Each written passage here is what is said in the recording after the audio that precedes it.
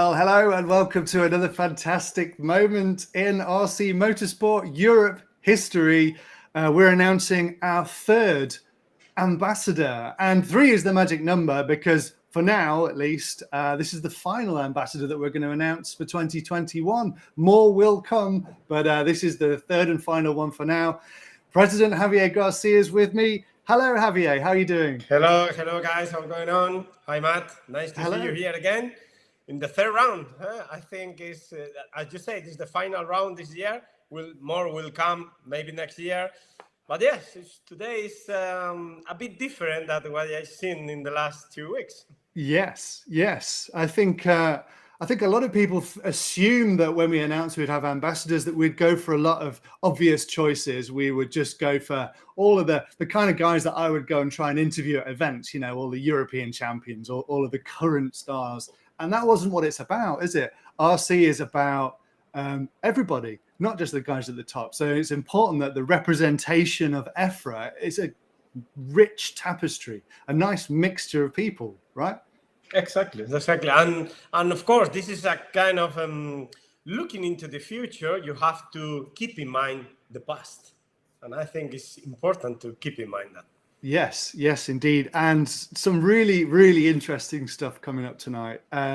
We like to work with ambassadors who have a lot of RC experience, and this person has a huge amount of RC experience and historic knowledge, and who also work in the automotive world. Well, this person has his own, manufactures his own car, which is pretty impressive as well. So this is kind of a big deal. But to introduce or to talk about one legend, I usually like to go and talk to somebody and get a few words from them about this person. And to talk about one legend, it'd be good to talk to this legend. Let's bring in Roddy Rome. How are you doing, sir? Doing well, thank you. Fantastic for you to join us. Thank you so much. As you know, tonight we're announcing somebody who has quite a bit of racing history, as do you. I think you may have raced with them in the past. I think I've never raced with him because he was racing before me already. Okay. So what we're saying is slightly more mature than you are, even. Yes, a little. Yeah. Okay. But have you seen them? Have you seen them around the tracks? Do you know them? I have met him at the first World Championships off-road in Montbonnot, Grenoble. Wow. And that was already a long time ago.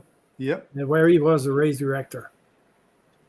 Okay, very interesting. So racing, organizing, and you've said he, so it's clearly a gentleman we're going to introduce tonight. While we're talking to you though, Roddy, talk to me about, there's some amazing photos of you that you supplied to the EFRA website. Mm-hmm. This is pretty cool. What's this about? Oh, this is the return from our World Championship in Tokyo, Japan, where in fact this was my second World Championship going abroad, and being supported by Serpent with Peter Bervoets and Ronnie Ton. At that time, they were the people behind me who helped me a lot getting into the sport and getting me where I am now.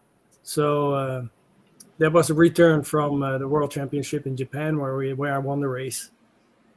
Wow, amazing! Wow. Yeah, it's a really good experience where we came back into the airport, and we have a lot of people waiting for us, unexpected, because there was no internet, there was no fax, there was just I think what is called a teletext at that time.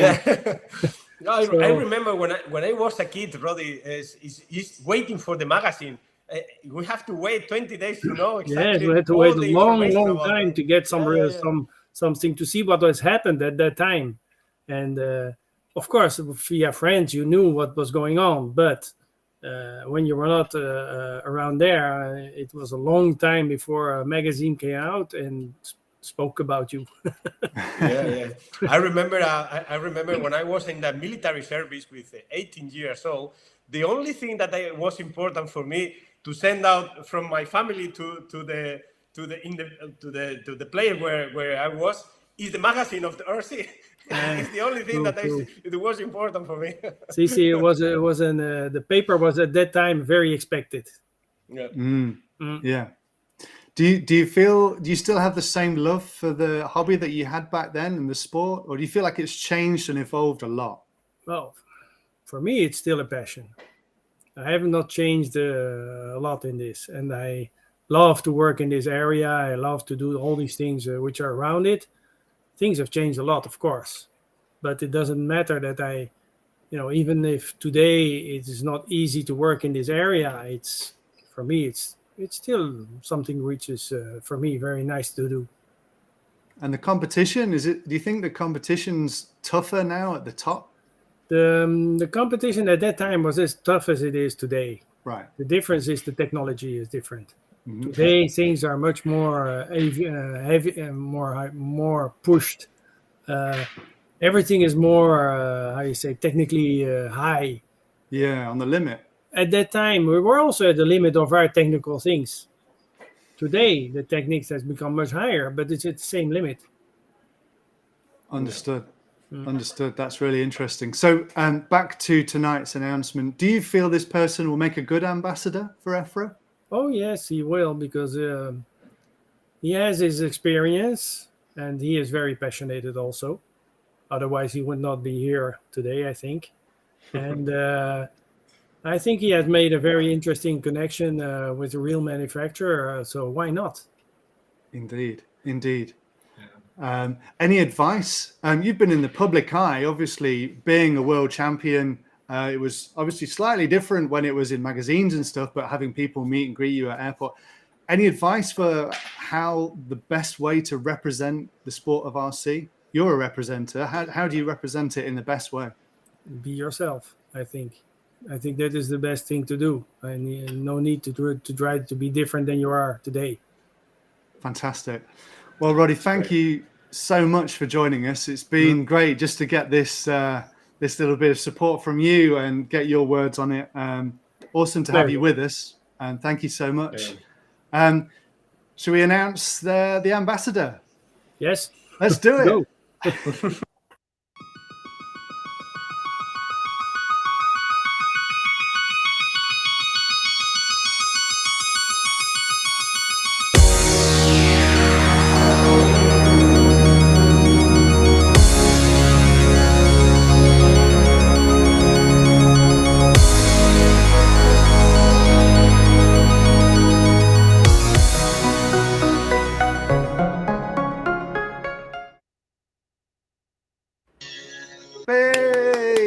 Welcome, Gilbert. Congratulations, Gilbert. Welcome. And congratulations on being new ambassador for EFRA. Hey! Welcome, Gilbert. Hello. Congratulations, Gilbert. Welcome. And congratulations on being new ambassador for EFRA. Thank you very much for this choice. I really appreciate it. Hello. Congratulations, there is some echo somewhere. And congratulations on being new ambassador for EFRA. Thank you very much for this choice. I really appreciate it. You know what? I think it's going wrong. Something going wrong. Well, you know what we need to do? There's some kind of loop going on in Gilbert's factory, and it keeps playing back again and again. Yeah, it's going wrong. There is something going wrong. Well, you know what we need to do? There's some kind of loop going on in Gilbert's factory. Sorry, but it's a technical problem. I expect it's better now. Fantastic. Yeah. It's better. It's better. So, Gilbert, we have you, and we're speaking to you from a very impressive location. Can you just tell us a little bit about what we have, where we are, and what you're doing with this car? We are in the new Devalier factory, which is in the surrounding of Grenoble. It's the place is Tulin. It's close to the factory of Hervé Vallier. Hervé Vallier, which is a friend from 40 years.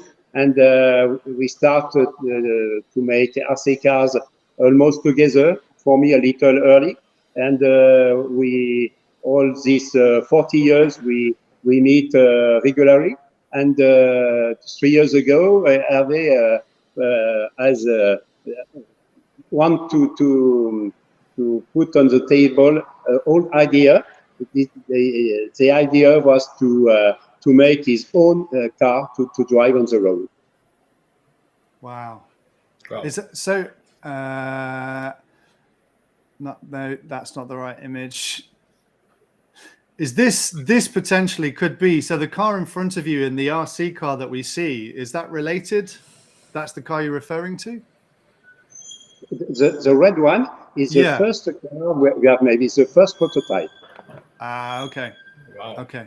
It's the first prototype, the red one, yes. Yes. It's okay. Just close to, we can show you it after that. It's in the inside the factory always. Okay, understood. So this is a really interesting journey that you've gone from RC car to full-size car, and the full-size car being inspired by some of the technology in an RC car. Is that correct? Yes, absolutely correct. Absolutely. Particular on the suspensions. All of the suspensions are adjustable, like on an RC car. And we also, it was the idea from Hervé. We have put on this car something which do not exist on other cars. The car is, it's possible on the car to adjust the ground clearance without moving the wishbone of the suspension. So you can have a very low car and with the same reaction of the suspension. It did not exist by the past, and until now, nobody do this on real car, and we put it on a real car. Wow. So what can I say that is a real connection between RC and real cars? Right? Completely. If you also another point, the car is able to run without the body, like an AC car. You can drive without the body, and the body is it would take around less than an hour to put the body out of the car. Less than 1 hour, you can access to all the parts of the car. Mm. Wow. And you think that Hervé was also a RC pilot before, huh? Yes. Also, and really better than me, really. But at least this inspired him. Gilbert, we talked about being an RC pilot. You've driven RC cars. Well, I think you started your hobby career at the age of 8 years old, flying. Is that correct? Yes, with plane, with free planes, and after that I make some plane with wire, circular wire. And I start RC control when I was 16 years old. I start RC, and as this time the RC cars do not really exist, I take a car which was manufactured by Cox, which is a brand of engine, an American brand of engine. I take the Cox buggy, which was only made to make a horsepower line all round, and I modify this buggy, and I put inside a radio control from airplane. Oh wow! I start like this, and after I found in France one of the first RC car produced in USA. It was a Headskip Spectre. It's a car which has been distributed all over the world. And after, just after that, I have the first associated RC1. Mm-hmm. It was the beginning in 74. A bit before Roddy's time. That's before Roddy. But you started in buggy racing, but I believe you've also raced the F1 category and 12 scale and 5th scale. Yes. At the beginning, I also drive a 12 scale when it started. It was very interesting. I win the French championship, one of the first French championship. I win it in 12 scale. It was very interesting, very fast, and faster than glow engine at this time. And after that, as we organized the 86 World Championship, the year later, I make 1 year of race with off-road buggy, because to be I don't know exactly to explain. All the members of the clubs, I worked so hard for the first 1.8 buggy World Championship, that I want to run to race 1 year with off-road, to be with them on the race with my friend.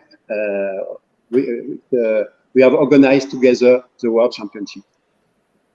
Wow! So you've raced. You've also organized. I believe in 1975 you founded an RC club as well in Grenoble. Yeah. So you've also founded a club as well as organizing 100 races in France and 5 European championships. Yes. Yeah, and the last one was the last European Championship that we raced in 1/8 in Montbonnot. That's a great memory. Nice track. Yeah. I was not the race director at all, but I was present because I love RC cars, and for me it's impossible to be not present where something happened in Montbonnot. Yeah, of course. Yeah, but it was a great European Championship. I think it was the last for the pandemic situation, I think, but I think it was a great race there, with this amazing chicane on the track that is still in my mind, and we have some videos about the chicane of Montbonnot, and it's still great times there. When we built the track in Montbonnot, it was the first time that on the same place there was a tarmac track and an off-road track. It was the first time, and after that, many clubs organize their track like this. But the first one with 2 tracks is Montbonnot. Wow, that's great. I always need something new to be always try to be better than by the past. Constantly striving to develop and innovate, I guess. Yeah, I think it's always to improve. We have to look what happened in the past. I think this is something that we have to keep in mind, also to develop EFRA in the future. I said many times, so if you want to improve, or if we are having the possibility or the times to improve, is because we have a great base. And the base was created by person like Gilbert or like Roddy, who create everything when nothing exists. And this is something amazing for me, because when I was a kid, I was seeing that this is something completely amazing for us. And now we are here because you were there before. So, and I think it's amazing. And really, this is one of my personal motivation, but the EFRA motivation to move forward. So this is the heritage that we need to improve. And I think it's a very, very good point for us. Yeah, sure. And of course, to see you there and to be on board, Gilbert, is great to keep all these persons in the past on board. And I think it's important. I think that most of the people who have been doing this job is like Gilbert. They started the club, they've supported the club, they organize the races, and these races become from first to club races, then to national races, then to European championships, and even the World Championships has been held on this track. So in fact, the people behind all this who were passionate at the beginning, who have been moving a club for a long time. After, of course, there are other people who take over, but the base job has been done. So it's part of the passion, of course.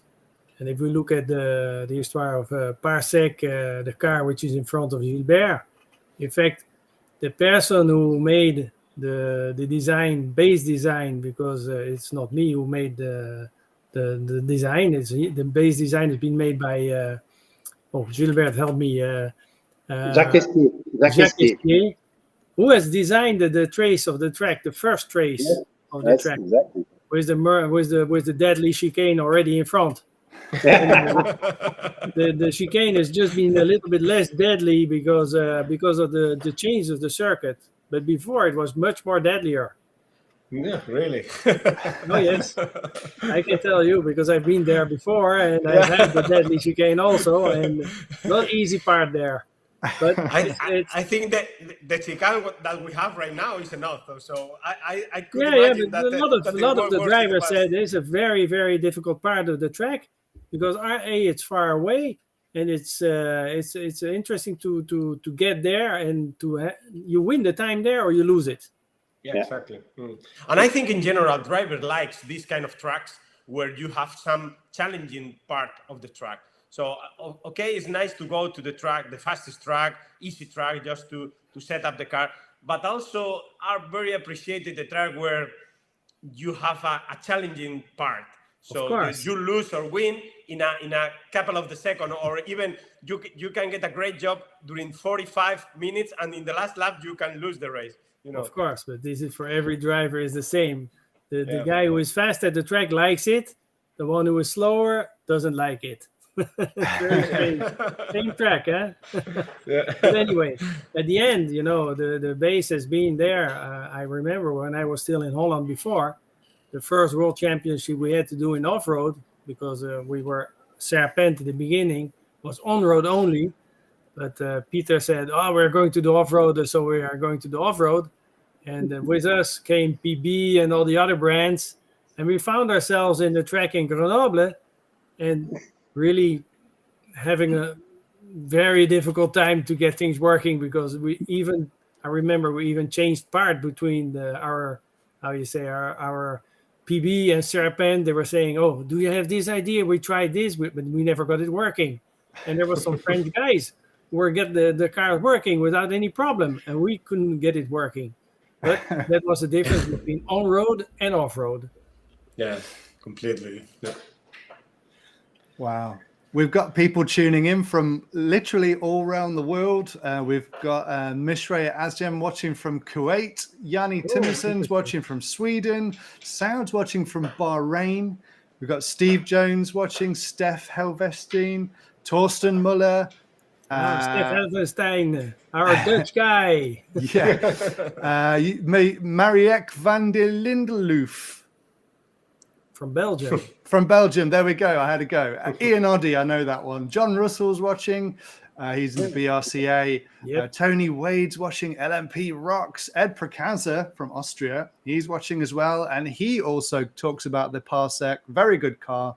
He won the Austrian Championship class formula with the same car as well. Guillaume Livier says, hello, everybody. And Tomislav Perlin says, hi, all. The people queuing up to say congratulations to Gilbert, and yes, it's fantastic to have everybody watching. Thanks. If you've got any questions, just comment them below, and we'll endeavor to ask them either to Roddy or to Gilbert. Gilbert, did you have many big racing rivalries? In the pits when you want to win, do you find that you were still helping other people, or just trying to get the racer's edge and win? I don't exactly understand the question because can you explain again, please? Do you find yourself helping people in the pits, or more important, when you were competing against them? Yes. When we were competing, there was no mechanics, special mechanics. One each other, we make the mechanic for the other, and we have to be as good as a driver and as mechanics, it was always the same thing. We are friends, but not not with the same brand of car. It was a big family at the first. It was really a big family. One big family. And Ruddy, when you look at the pros today that kind of turn up with mechanics and stuff, back in the day, did you have to be more mechanically inclined yourself to do all of the tuning yourself? Oh yeah, of course, you had to do everything yourself. we could only count on our fellow drivers to help us. Yeah, right. And in general, it was you come in the final and you ask the guy who didn't make the final to help you, or a friend of you was with you, and you were hoping maybe he didn't go into the final, because if you would go in the final, you were not having any mechanic anymore. So, but anyway, at that time, there was a lot of helping between each other. Of course, it was really different compared to today, where it's become more professional. The driver today, the top driver today, has his own mechanic, unfortunately, but it's like it's a negative part, which is for me in the nitro racing, which you need to have a good mechanic if you want to have a good result, because the mechanic does a big part of your job down. If he doesn't do his job, you do the 5 minutes and it's over. Your race is over. Yeah, that's true. That's true. Yeah. Especially because now everything is so close, it's so difficult, even in the refuelings. Things have become more performing also. I mean, the part of the pit job, look at Formula One, it's the same thing. Formula One, if they don't have 20 persons downstairs, nothing will happen. Before, okay, there were 20 persons, but they were, doing a little bit other things than changing the tires. And now it's become way more professional. But I think that's a part of the progress, as you say. Yep, exactly. Yeah. Yes, of course. Gilbert, I wanted to talk to you a little bit about your ideas for how we can improve and grow RC. We talked earlier, and you spoke about how we kind of need to approach children in schools, but also adults as well, separately, and they kind of need a different approach. What are your thoughts on this? Yeah, that's it. Absolutely. What is that change? When we start RC cars in the years 70s, 80s, there was something magic when people see a car which was running with a transmitter. It was magic. Now it's no more magic, because in each home you have kids with RC cars. So this part is completely finished, and now we have to find again something to show something magic in our hobby. And for the kids, we have to show them that they can build the car, that they can repair the car, that they can adjust the car, and they can drive the car. And the club are very important to do the job, but also we have to organize RC school. We have to organize RC school for help the young to discover RC cars. What is exactly RC cars today?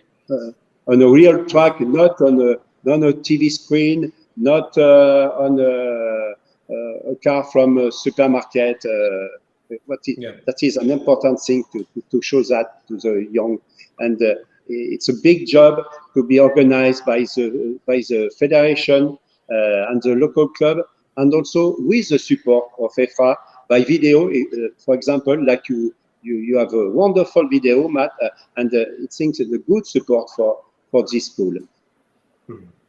Yeah, I think we have an ambitious plans in EFRA in that area, and of course we need the cooperation of the national federation together with the local club, because at the end the first contact that we can get is the local club with the school around, on the kids around, and I think next year we have to start with that. And we cannot wait more time, because one of the big part of the development plan talking about youth programs. So I think now from 2022, for example, in my section in 1A, we want to promote a special time for kids in the European Championship, where we have plenty of time to stop during the evening, during the afternoon, try to put kids on the track and showing what is the car is, what we want to do, and showing that this is something completely appropriate for families, for spend time outside of home without any games or any tablets or whatever. I think is really nice. And of course, we need to make this bridge between the new generation and the generation that we are working for the RC right now. And you and Roddy and all people around the RC are so important in this process. And maybe we can get the ideas, but at the end, the ideas has to be done. And this is one of the wishes of EFRA. So create the idea and try to explain the idea to the rest. To the ideas could be done, not just an ideas. Roddy, do you think? Sorry, Gilbert, carry on. Yes, and in the other hand, I think that it will be more difficult to have to change the mind of the adults, because for the adults they don't know what is exactly RC cars. Absolutely no. The majority see us as a player with toys. So to change this, you have to show them how RC cars can change the life of people. When you see Lewis Hamilton, which start by RC cars, when you see Pedro Martinez de la Rosa, which start with he was European Championship at 12. When you see Valentino Rossi driving RC cars, all this is very good for us, and we have to use this to promote RC cars for adults. It's also for adults. Yeah, it's a way of life. I think the RC could be a way of life and a kind of place where you can spend time with friends, you can spend time with family, and even if you still love or you have that passion, you can travel around the world. Roddy is a good example, even myself or some others. So you can meet a lot of people from different countries, from different cultures. So that's great in that area. But I think also RC cars, is important to say that RC cars and RC racing is without any risk. I mean, it's not like the other sports where you can go fast and you sit in it, and if you make an accident, you risk yourself. Mm-hmm. Here you don't risk yourself. And the other thing is also, which is very important, is you can control everything yourself. I mean, you can do the mechanization. It's not out of limits. I mean, you can learn a lot from RC cars. That's important to say, I think. Yep. Yeah. Completely agree. Completely. Do you think, Roddy, we have a hard time to attract new people to the sport, young people? Of course, because there are so many, so many other things around today which is related from RC. You know, RC, before there was the RC car, there were some RC planes, some RC boats, but today everything is RC, and that is making it more different and more difficult to attract also. But I think it's not lost. I mean, every time when I'm at Grenoble, there are a lot of people coming and look. People, they come to ask, how can I join? How can I do this? And this is where we find the difficulty today, is the people want to do, but where do we send them? Do we send them to an internet shop where they don't know what to do? Do we send them to the club where we have to rely on all the people who spend their free time of teaching others to do? This is a reality, because the shops today become not more and more, they become even less. So Plus, there is another thing. There's so many diversification in RC. There's on-road, off-road, all the scales today, which makes it very confusing sometimes. But when I'm at the track in Grenoble, the people, they come and they say, I want to do. And then we need to find a solution where it's easy to access, I think. Yep. Easy to access to this hobby. And not just with an RTR car, but more easier to access, because you don't want to show them the 1/8 scale Formula One, what we are doing. They go home immediately because it's really too technical. Yeah, we have to create a trip from the very beginning where people can compete in the track with similar cars in similar performance, with easy to set up. I think start easy is more important. If you show them the whole thing, they get scared. Yeah, yeah, that's true. That's true. But I think we have a lot of room to work on that. I think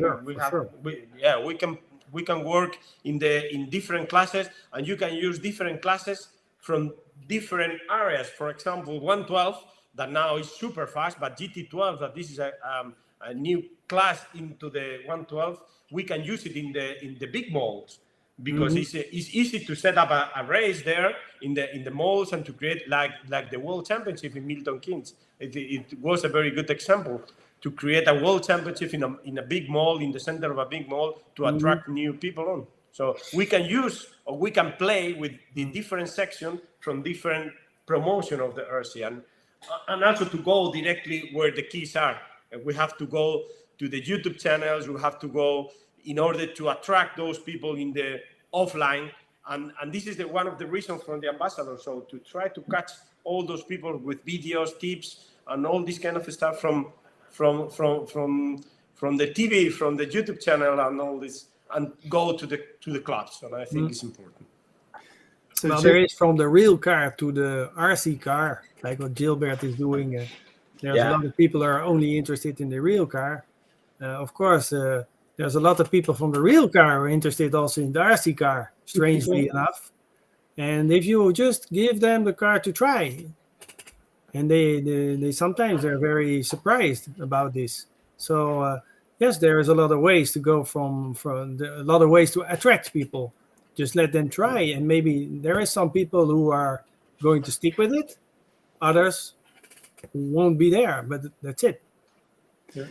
Yeah, Gilbert, I wanted to ask you, obviously you show your amazing car at car shows, and you have a car show coming up on Friday, I believe, but you take the RC car and show that to the crowds as well, right?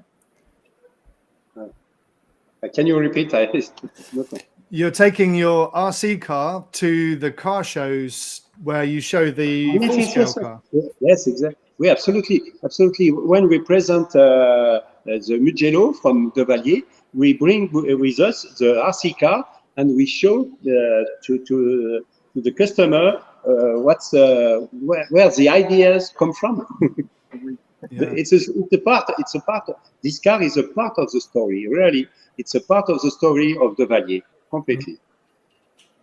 And you're a great connection between real cars and RC cars, and that's amazing, your connection. Yeah. Because we are lucky to have somebody who is near Grenoble who does this also.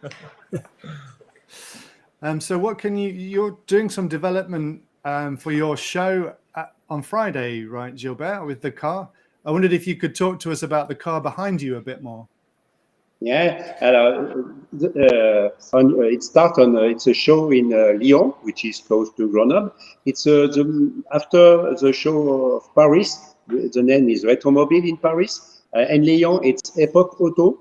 And this show is one of the most important in Europe. And for us, it's the best place to present our new car, our car first, and some new solution. On our cars, we are going to present a version with which will be a rain protect with a windscreen, with a hood, and it's a lot of work to move to the first prototype, the red one, to the car we are going to present on Friday. It's a lot of work with with also improvement and transmission with a 6 gearbox, limited slip differential, and many things new on this car on Friday morning. Okay. How many cars are you going to produce of this model? Oh, and it's planned to produce between 15 and 30 cars each year. Each year. Wow, this exclusive one. Huh?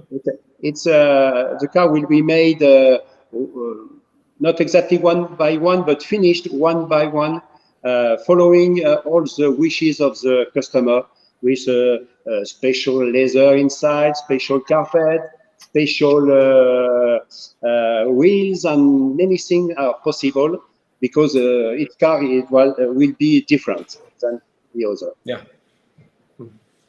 Wow. The thing to point out is that this is a modern car, right? People watching might assume this is a classic car. It has the appearance of a beautiful classic car, but it's actually a very modern. It's brand new. Yes, very modern, with aluminum chassis, with made with the last generation of machine, with laser cut, with automatical band, and so on. It's a modern car with an engine which is the last engine from Peugeot. It's 1.6 liter, 225 horsepower. It's a really modern engine. All the panels are with Buscan transmission. All is modern, but it's a look of the 50 and 70. Between 50 and 70s, yeah. Wow. And it's very light. Yes, also it's very light.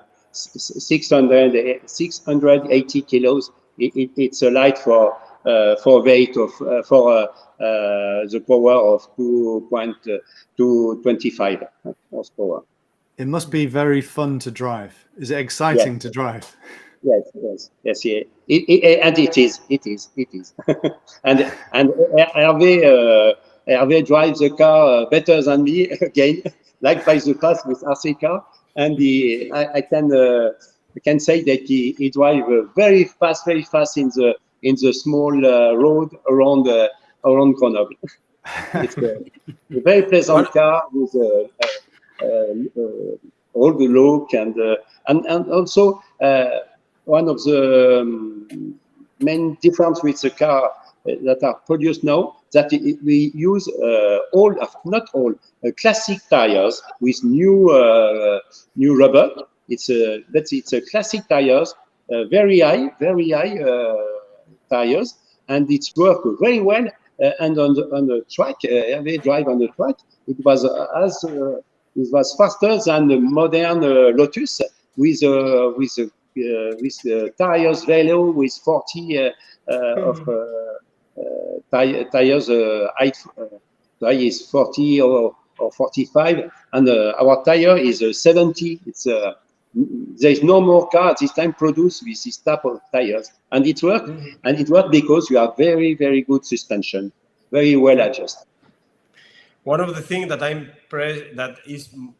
impressed me the most, because I'm working in the automotive industry, is that everything you are homologate everything in Europe. That is so difficult right now with all the regulation and all this kind of stuff. So you do it, and it's so impressive for me. Consider all the regulation that we have right now in Europe.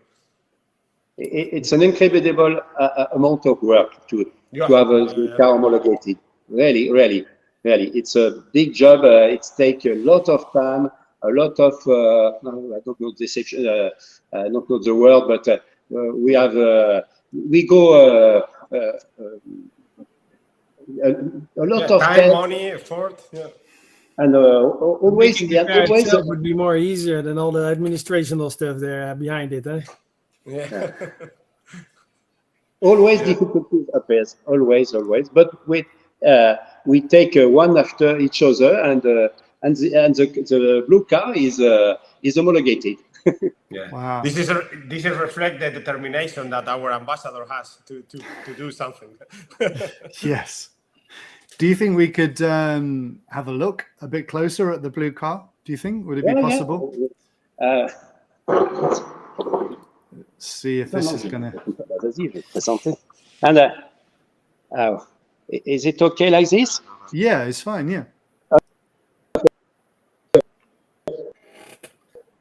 Maybe they're on Wi-Fi. We have Hervé. This is important to also to we have Hervé Vallier on the screen because he's the car, in fact. He's the father. Wow. Hello. It is. Congratulations. Salut Hervé. Salut. Sur la voiture. We can. Comme ça. We can show you the car. I think it's difficult. I read. Where is it? C'est pas facile. It's not very simple. C'est marrant parce que quand on voit, ça inverse tous les mouvements. Oui. I think maybe. Pourquoi est-ce qu'on peut pas tout voir comme il faut là? Non, c'est forcément. I knew this was ambitious. I think yes. But it's live, right? I try because it's very difficult. Yeah, no worries. It's not a problem. I mean, it's cool just to see on the outside. And you can see, I think, you can see the panels of the car. Wow, yeah. Yes, and the pedal box. I think you can see the pedal box. Where is it? No. Yep. Yeah. Yep. Yes. Yeah. And a lot of place.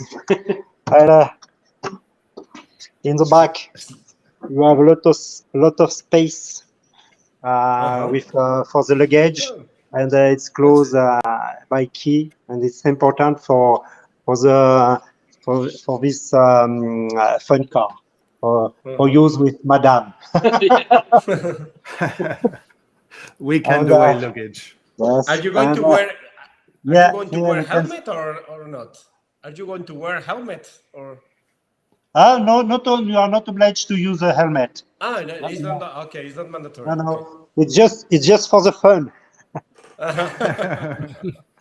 And here, I think you can see the front of the car. The nose of the car.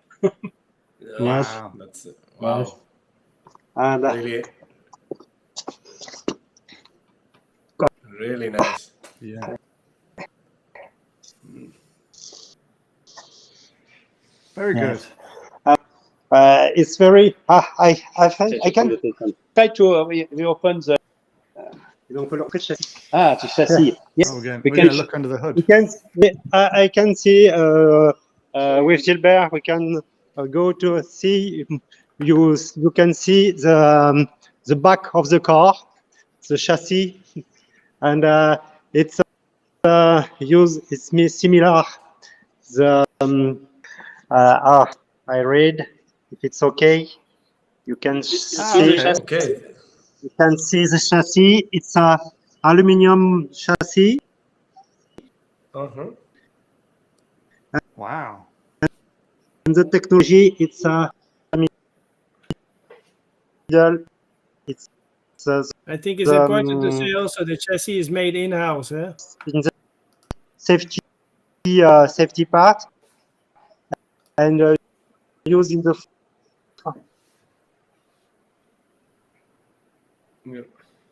Losing a bit chassis. of sound. That's really cool. Chassis made. Yes, with the suspension. It's no if you understand if you've seen all tricks. Yeah, we can see the chassis. It looks super impressive, and the fact that you make the chassis in-house, that's amazing. And it's like the RC car. It's you have a chassis and you put the body on the on the chassis, and like you can use the car without the body for make some tests, different things. And like Gilbert have explained, all the suspension is come from the technology of the use in a car with RC car. If you have 1 minute more, we can show you the engine. Sure. This is wow. Yeah. Is it a The engine nitro? is not made in house. Huh? No. Is it a nitro engine? No, I think the engine they have to Nitro. use from the manufacturer to have the famous CE approvals of the emissions. So, Of course, right. yeah, it's kind of complicated today. Yeah. Oh, it's already quite full, huh? Mm-hmm. Yeah. Difficult to put the hands in. I need to take the body see off this. Yeah, You see the exactly. engine? Remove the clips and Yeah. remove the body, right? Exactly.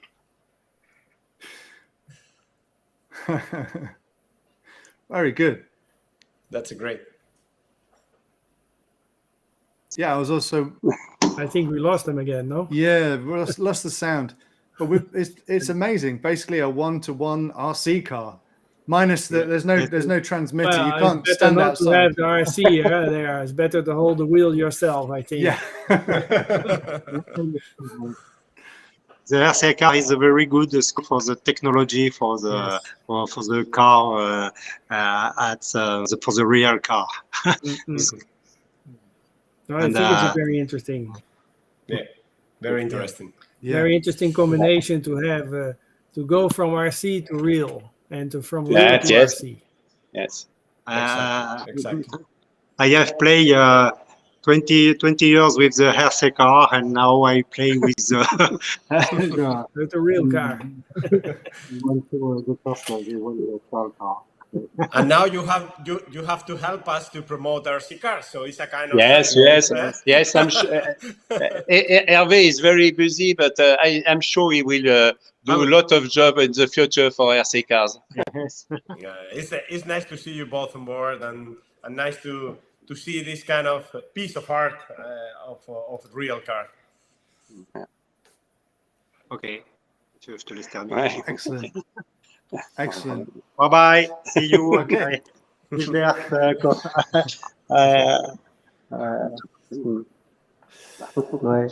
C'est bon là. C'est bon là. And we're back. Okay. Well, thank you. That was an amazing tour of an actual 1-to-1 RC car that's you can really drive and sit in. Absolutely amazing. Really, Absolutely really amazing. good. We are better to build a car than to take a camera to move a camera. Especially if you move it.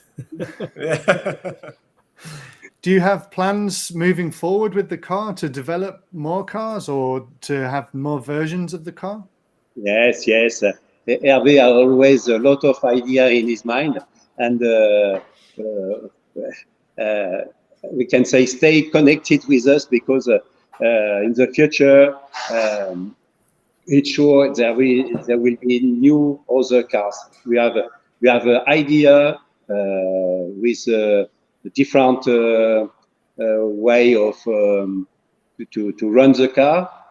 We at this time we work on electric also. In the future there will be beautiful other things.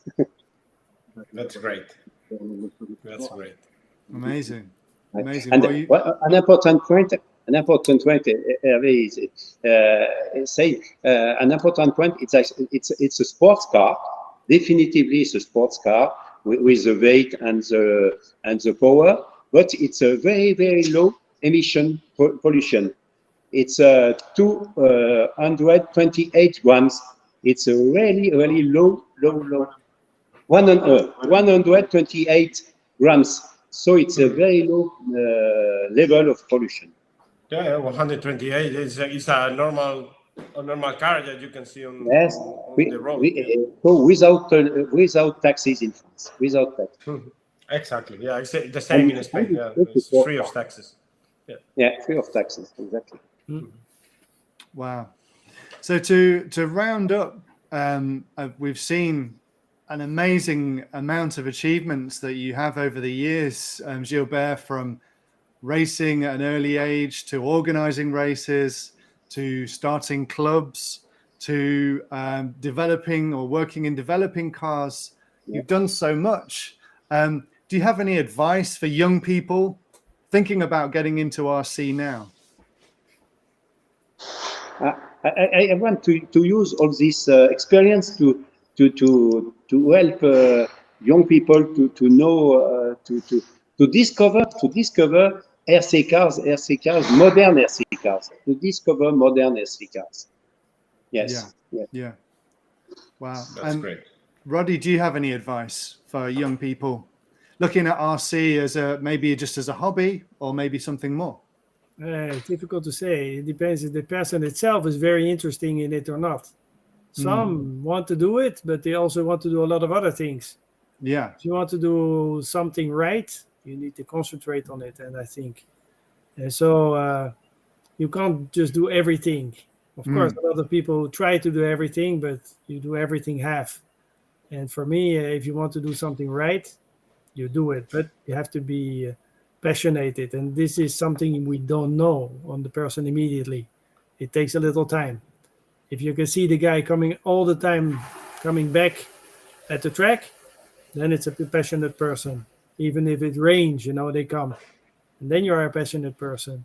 Yeah. And so this is where you have these people, and then you can give them a hand if you want. And the people want to continue in this way. I see. Well, I think we seem to have lost Gilbert. The technology has left him. Oh, unfortunately, something can happen like this. The of course, internet sometimes leaves us. Indeed. Yeah, we had the same issue with me last week, so I understand. I understand exactly what happened. What happened? It's like when the RC car, you have like interference. Yeah, exactly. Before it was something which happened regularly because we had the crystals. Remember the times, Roddy, where you have to test the frequency before every final you have to test. Yes. We had to change the frequency. This was the worst part. Today everything has to be seeming forgotten, but before you had only 7 frequencies to play with. I think in 27 it was 7, and then we had 40 was a little bit more, but we couldn't play all together. Huh? Yeah, and the best driver qualifying has the right to keep the frequency on. So the people who the lower number have to change. I remember that in the nationals in my club. Damn! Again, I have to change because the other beat me. Right. These things have been forgotten completely today.